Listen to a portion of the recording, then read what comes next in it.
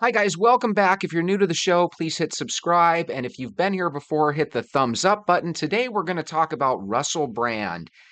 He was one of these movie stars and comedians that about 15 or 20 years ago, I thought he was funny as heck and talented too. And he legitimately was, and he probably still is, but he's got a problem.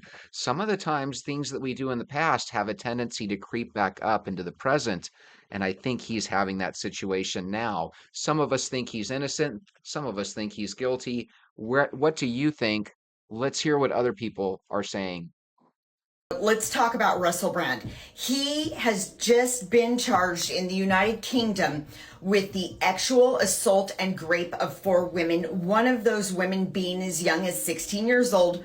In the United Kingdom, though, the age of consent is at 16 years old. Russell Brand used to be woke, like he was woke.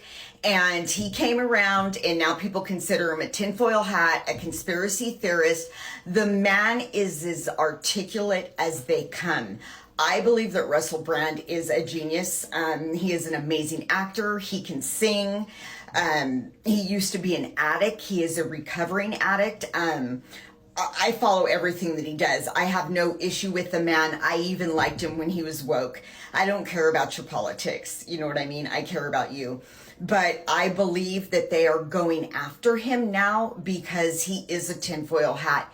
He is speaking the truth and he will not be silenced. And if they have to drum up some stuff like this to silence him, those are the depths that they will stoop to do that.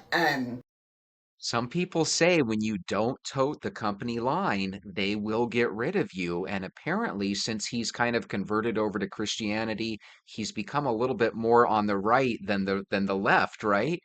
When you change your loyalties and stuff, bad things can happen. But here's the thing, if he legitimately did bad stuff to these women, I think that even if it's been 15 or 20 years, there still needs to be some justice. Let me know where you think about this. So I want to talk about Russell Brand. Well, let's.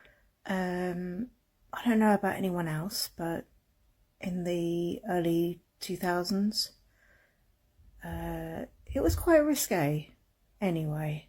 Very. And whenever he was on stage or on TV, you just assume it's just a part of the performance and that somebody in authority has given them go ahead to do what he does, to say what he says. So my question is, why did the producers allow him to say the things that he did? How did all of this get aired? I don't know exactly what she's speaking on, but I do notice because I've been seeing a lot of clips of him from 10, 15, 20 years ago, and he used to basically uh hit on women right on the TV. So I don't know, it was one of those things that he was celebrated for.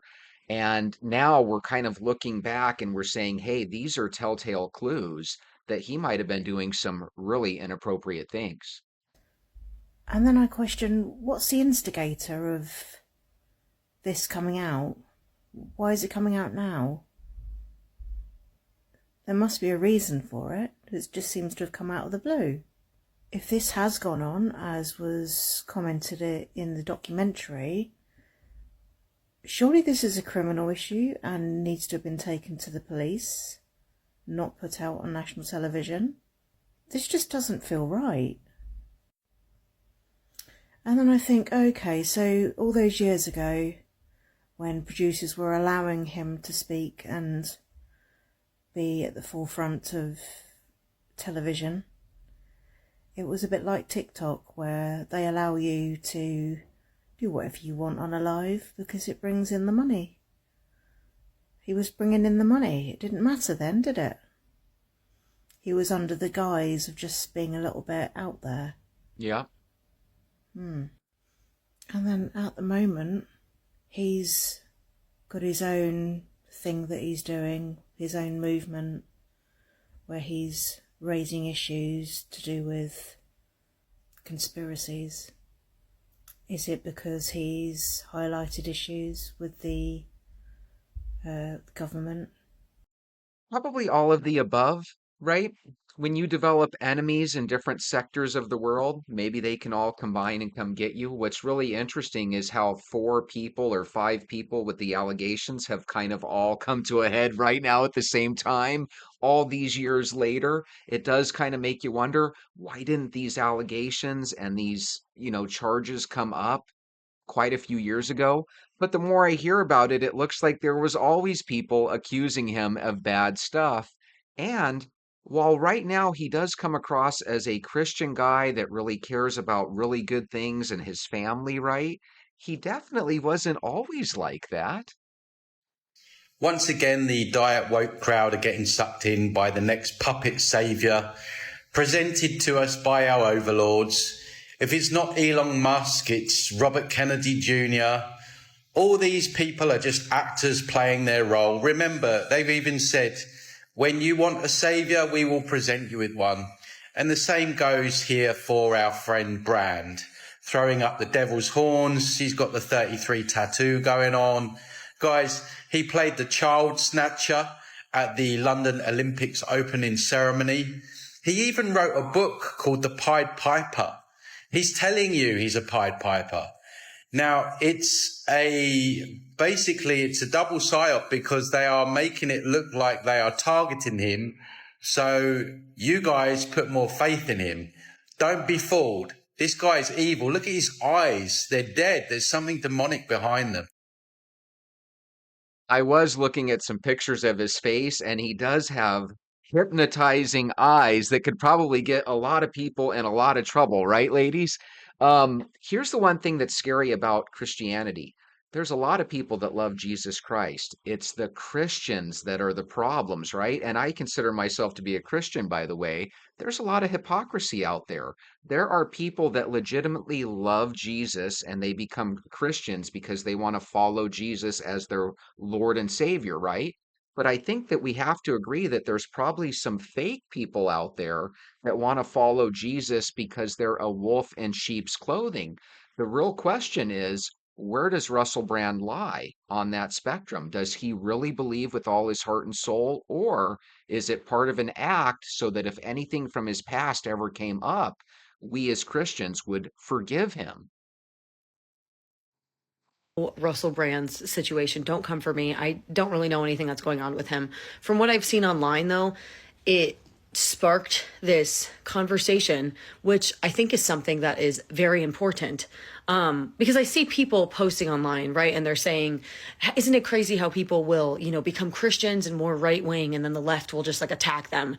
And while I do think, I grew up in Hollywood, I know when people speak out against Hollywood, when they exposed Hollywood, step away from Hollywood, they will get their character attacked. There are a lot of instances where they will be defamed online. They will be, called crazy. The media will do everything they can to kind of create this narrative that this person is untrustworthy and that their voice doesn't matter and their voice isn't valid, or they're dangerous and they're drug addicts and they're all these things, just to try and take away from what they're saying, right? It's a way to protect whatever narrative they're still trying to promote from Hollywood, which is crumbling bit by bit because I think people are just so sick of it. I know I am. I mean, I grew up in that world. It's a whole lot of bullshit and it's so, so dark. But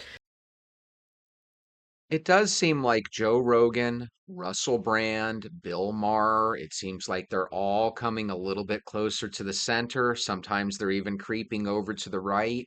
And these are people that 5, 10, 15 years ago were very powerful voices on the left, right? They were really into the idea of being woke and stuff.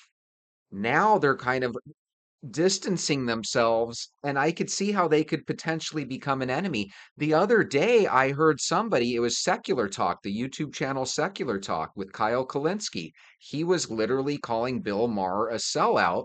Bill Maher, my whole life, has been a Democrat. Now, because he has dinner with Trump, they act like he's the enemy. Could that be the same thing Russell Brand is up against? there is also this other side of things where there are people who become these devout Christians who are literally only doing that to try and clean up their image and get away from the accusations and allegations that they will be facing, already are accused of. And the perfect example for me is my family. Like, that's my mother now. She's a Christian.